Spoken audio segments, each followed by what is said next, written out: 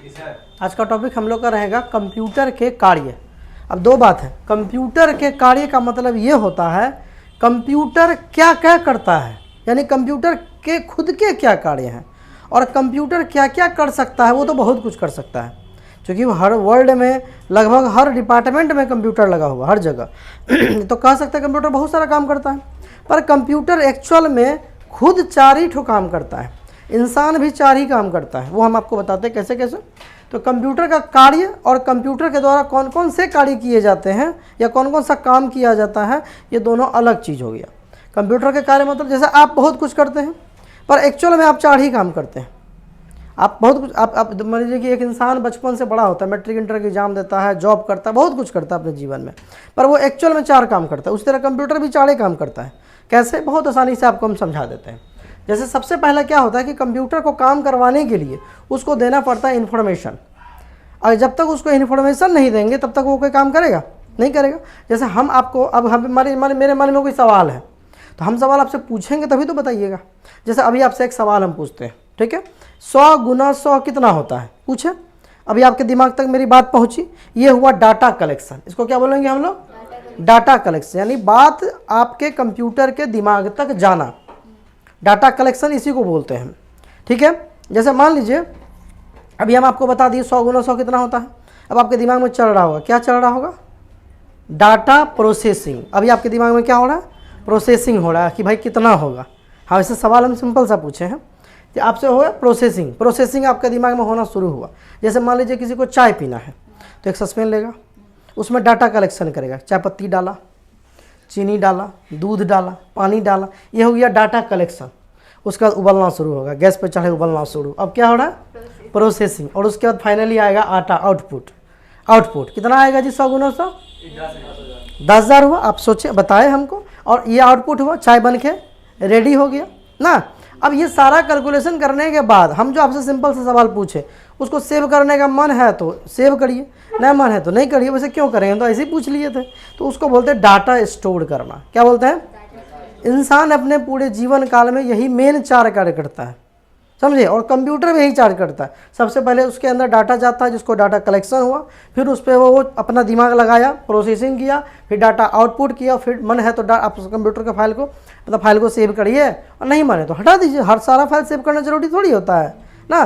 तो ये चीज़ आपका होता है मुख्य रूप से 4 कार्य, ठीक है। पहले सभी एक साथ बोलेंगे। सबसे पहला क्या हो गया? डाटा कलेक्शन, दूसरा डाटा प्रोसेसिंग, तीसरा डाटा आउटपुट, और चौथा डाटा स्टोरेज, ठीक है। अब एक बार फिर से बोलिए, पहला क्या बोले थे? डाटा कलेक्शन, दूसरा डाटा प्रोसेसिंग, तीसरा डाटा आउटपुट, और चौथा डाटा स्टोर। इंसान भी सब वही काम करता है। जैसे हम आपको बोले तो आप सुन लिए, वो इनपुट हो गया, फिर दिमाग में जाके प्रोसेसिंग हुआ, मुंह से बोले तो आउटपुट हो गया। अब याद रहेगा नहीं रहेगा, हालांकि इंसान के मेमोरी पे खुद का कंट्रोल नहीं होता, कभी भूल जाएंगे, कभी रहेगा, कभी नहीं रहेगा। चारों पॉइंट याद हो गया ना। तो कंप्यूटर के यही 4 कार्य हैं। अब क्या क्या काम कर सकता है कंप्यूटर? तो बहुत काम कर सकता है, उसका कोई हिसाब नहीं है। अब एक कंप्यूटर पे कार्य करने के फ़ायदे क्या हैं? कंप्यूटर पे कार्य करने के बहुत सारे फ़ायदे हैं, लेकिन अगर कोई बोल दे कि बताओ फ़ायदा बताओ क्या है, तो सबसे पहले क्या है? समय की बचत। सबसे पहले काम क्या है? समय की बचत, क्योंकि काम कंप्यूटर पर होगा तो काम जल्दी होगा। दूसरा पेपर की बचत, अगर सारा काम कंप्यूटर पे होगा तो पेपर की बचत होगी, जिससे एनवायरनमेंट जो है वो ग्रीन रहेगा, मतलब अच्छा रहेगा। तो आपका जो है पेपर की बचत हो गई। तीसरा होता है बिना किसी गलती के कार्य, यानी एररलेस वर्क, यानी कंप्यूटर से अगर कोई भी काम करेगा, आपको 0.1% भी डाउट होगा कि नहीं गलत किया होगा, कभी हो ही नहीं सकता है गलती करेगा। लेकिन इंसान अगर काम करके देगा, कितनों बहुत बड़ा विद्वान भी है तब भी लगे कुछ ना कुछ कहीं मिस्टेक हुआ हो भी जाता है। और जो और ज़्यादा जो इसका फ़ायदा, जैसे कम कर्मचारी में ज़्यादा काम। एक कंप्यूटर अगर आप लगाते हैं और आप ज़्यादा से ज़्यादा काम उससे कंप्यूटर से ले सकते हैं, जो इंसान नहीं करता। ऐसे एक तरह कंप्यूटर तो मशीन है, और मशीन लगाएंगे तो स्वाभाविक बात है कि इंसान से ज़्यादा काम करके आपको देगा। समझ गए? 4 पॉइंट याद रहेगा, ठीक है। तो फायदे की बात है अपने, देखिए ये सब चीज़ क्या आपको याद नहीं करना, सोच सोच के लिखना अगर एग्जाम में पूछा तो, समझे। चलिए अब आता है नेक्स्ट पॉइंट रहेगा हमारा टाइप्स ऑफ कंप्यूटर, यानी कंप्यूटर के प्रकार। ऐसे तो कंप्यूटर के बहुत सारे प्रकार होते हैं, लेकिन जो मेन है, जो एग्जाम में पूछा जाता है, जो शुरू से चलता आया है, हम उसको लेके चलेंगे, ठीक है। और जो लेटेस्ट है उसको भी हम लोग धीरे धीरे आगे बढ़ते जाएंगे और डील करते जाएंगे। तो सबसे पहले टाइप्स ऑफ कंप्यूटर की अगर बात करें तो कंप्यूटर के प्रकार भी 2 प्रकार पे, कंप्यूटर का प्रकार भी 2 प्रकार। सबसे पहला है कार्य प्रणाली के आधार पर, या कह सकते हैं काम करने के आधार पे, यानी मिनिमम काम करने के आधार पे, इसको बोलते हैं कार्य प्रणाली के आधार पे कंप्यूटर 3 प्रकार के होते हैं। कितने प्रकार के? कार्य प्रणाली के आधार पर कंप्यूटर 3 प्रकार के। सबसे पहला डिजिटल कंप्यूटर, दूसरा एनालॉग कंप्यूटर और तीसरा हाइब्रिड कंप्यूटर होगा। ठीक है, सबसे पहला डिजिटल कंप्यूटर, दूसरा एनालॉग कंप्यूटर और तीसरा हाइब्रिड कंप्यूटर। इसको डील करते हैं उससे पहले ये समझिए कि आकार, कीमत और क्षमता के आधार पर, किस आधार पर? आकार, कीमत, क्षमता, संग्रहण क्षमता यानी स्टोरेज कैपेसिटी के आधार पर कंप्यूटर 4 प्रकार के होते हैं। कितने प्रकार के? 4। सबसे पहला होता है माइक्रो कंप्यूटर, सबसे पहला माइक्रो कंप्यूटर, दूसरा मिनी कंप्यूटर, तीसरा मेन फ्रेम कंप्यूटर और चौथा सुपर कंप्यूटर होता है। ये 4 होता है, समझ गए?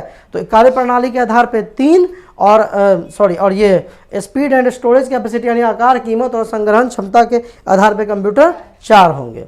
अब इसको थोड़ा डिटेल में समझते हैं। डिजिटल कंप्यूटर, डिजिट का मतलब होता है नंबर। डिजिट का मतलब नंबर को इंग्लिश में क्या बोलते हैं? डिजिट। अब डिजिट का मतलब हुआ कि ये जो कंप्यूटर है वो नंबर यानी अंकों के आधार पे काम करेगा, नंबर के आधार पर काम करेगा। आप देख सकते हैं पुराने ज़माने में ऐसे ही कंप्यूटर की शुरुआत हुई, इससे भी और पुराना है वो तो हम नेक्स्ट सीखते चले जाएंगे, है ना। यहाँ देखिए कुछ नंबर आपको इधर नज़र आ सकता है, कुछ यहाँ पे अलग टाइप का नंबर आपको दिखेगा। तो डिजिटल कंप्यूटर जो होता है नंबर के आधार पर काम करता है और इसका जो एक्यूरेसी होता है वो ज़्यादा परफेक्ट होता है, समझे। तो ये डिजिटल हो गया। जैसे पहले क्या था कि एनालॉग, अब आपको एनालॉग डिजिटल दोनों समझाएंगे तब समझ में आएगा। ठीक, ये हो गया। दूसरा होता है एनालॉग कंप्यूटर। एनालॉग मतलब सुई, जहाँ संकेत के रूप में आपको सूचना मिलेगा और इसका जो परफेक्शन होता है वो थोड़ा कम होता है। जैसे देखिए ये सब पहले चलता था, ये पहले बिजली का मीटर आता था, ये गाड़ी का मीटर हो गया, ये भी सब भी एक तरह का कंप्यूटर ही है ना।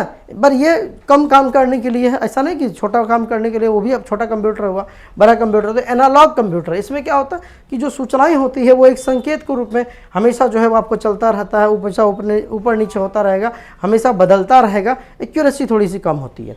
ठीक है। अब डिजिटल वाला में क्या होता है कि आपको एकदम परफेक्ट मिलेगा। जैसे एक थर्मामीटर आपको आता है जिसमें पारा सिस्टम रहता है, अब बुखार नापिएगा तो पता हाँ 97 है, पर उसी का अगर डिजिटल है तो वो बोलेगा 97.3 है, मतलब ज़्यादा एक्यूरेट बताता है, समझे। तो एनालॉग में परफेक्शन थोड़ा कम हो जाता है और डिजिटल में परफेक्शन थोड़ा ज़्यादा। और ज़्यादा परफेक्ट करना है तब जाना होगा आपको हाइब्रिड कंप्यूटर की तरफ। किसके कंप्यूटर? हाइब्रिड। हाइब्रिड कंप्यूटर का मतलब जिसमें डिजिटल भी रहेगा और जिसमें एनालॉग भी रहेगा, यानी डिजिटल कंप्यूटर और एनालॉग कंप्यूटर के सम्मिलित यानी मिलकर जब बनता है तब जाके बनता है हाइब्रिड कंप्यूटर। कौन सा कंप्यूटर? हाइब्रिड। जैसे देखिए यहाँ पर सिग्नल भी चल रहा है, देखें इसको। हॉस्पिटल में जब आदमी बेड पर रहता है मरने की स्थिति में तो ऐसे चलते रहता है और मर जाता है तो सीधा हो जाता है। तो ये बीपी और वगैरह जो भी हो यहाँ पे सब चीज़ बताता है। ये हाइब्रिड कंप्यूटर हुआ। ईसीजी मशीन होती है, रडार एक दिशा सूचक यंत्र होता है। इस तरह से बहुत सारी चीज़ें हैं जो कि हाइब्रिड कंप्यूटर के अंदर आता है, समझ गए।